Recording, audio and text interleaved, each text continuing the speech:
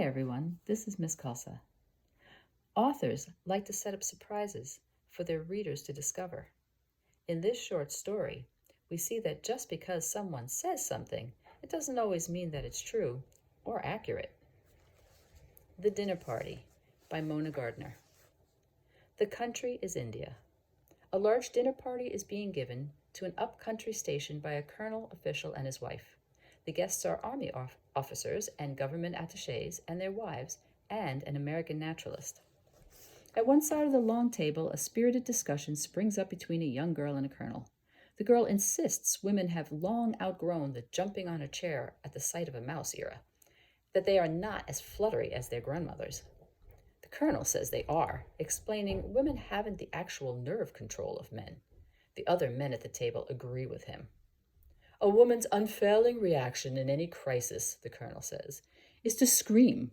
And while a man might feel like it, yet he has that ounce more of control that a woman has.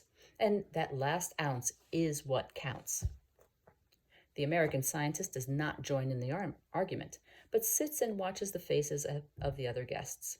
As he looks, he sees a strange expression come over the face of the hostess. She is staring straight ahead, the muscles of her face contracting slightly. With a small gesture, she summons the native boy standing behind her chair. She whispers to him. The boy's eyes widen. He turns quickly and leaves the room. No one else sees this, nor the boy when he puts a bowl of milk on the veranda, the porch, outside the glass doors. The American comes to with a start. In India, a milk in a bowl means only one thing. It is bait for a snake. He realizes there's a cobra in the room. He looks up at the rafters, the likeliest place, and sees they are bare. 3 corners of the room, which he can see by shifting only slightly, are empty.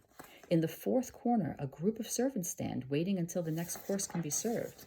The American realizes there's only one place left, under the table.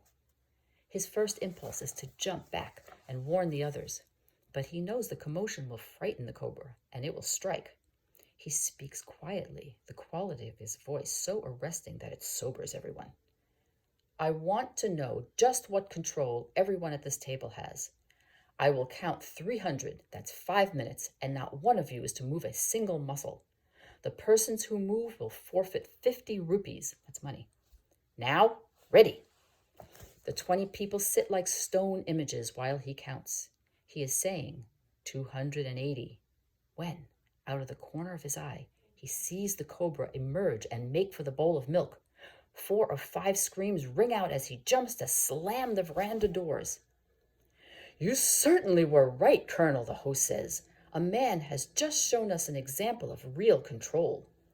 Just a minute, the American says, turning to the hostess. There's one thing I'd like to know, Miss Wines.